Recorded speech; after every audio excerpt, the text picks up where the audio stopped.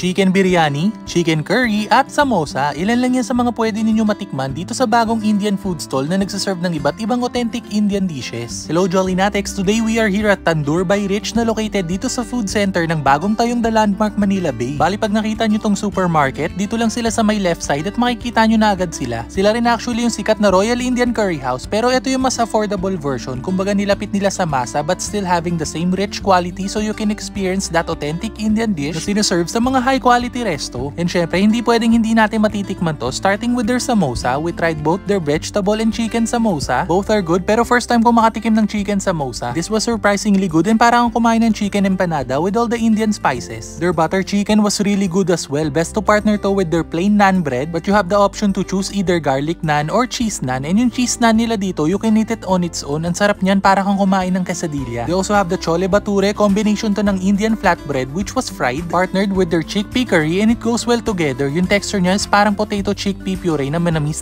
with all the spices. And yung isa pang solid dito is their chicken shawarma. Ang sarap niyan partneran nung kanilang garlic sauce and yung spicy sauce. And kung magawi kayo dito, try nyo to, promise. And syempre, kung usapang Indian food, hindi pwedeng mawala ang chicken biryani. And hindi na ako na-surprise kung ano yung lasa na matitikman mo dun sa Royal Indian Curry House. This is the same taste. Napaka well balanced nung lasa and yung mga spices inangkop talaga sa panlasang Pinoy. And in fact, kahit anak ko talagang nagustuhan to. You also need to try their chicken tandoori. Kung may chicken inasal tayong mga Pinoy, sa tingin ko, eto naman yung panlaban nila. Best to partner to with their garlic sauce, and aside sa lasang-lasa mo yung mga spices, may slight sweetness din siya and napakalambot ng chicken. By the way, nag-offer din sila dito ng mga set meals, parang Indian bento box tulad nitong set B nila. We chose chicken curry. May kasama na yung one-piece naan bread, plain basmati rice, and vegetable curry. Ang dami ng serving and actually isang ganito pa lang solve ka na. And for their drinks naman, we tried their strawberry and mango lassi. Parehas masarap, and kung may kids kayo, talagang magugustuhan nila to. By the way, may live band nga rin pala dito every weekend, tapos meron pa silang isang branch ng Tandoor by Rich sa 3rd floor ng Mall of Asia Food Hall. Kaya naman kung naghahanap kayo ng authentic Indian food at a reasonable price, subukan nyo na nga rin dito sa Tandoor by Rich. So paano, until our next food trip?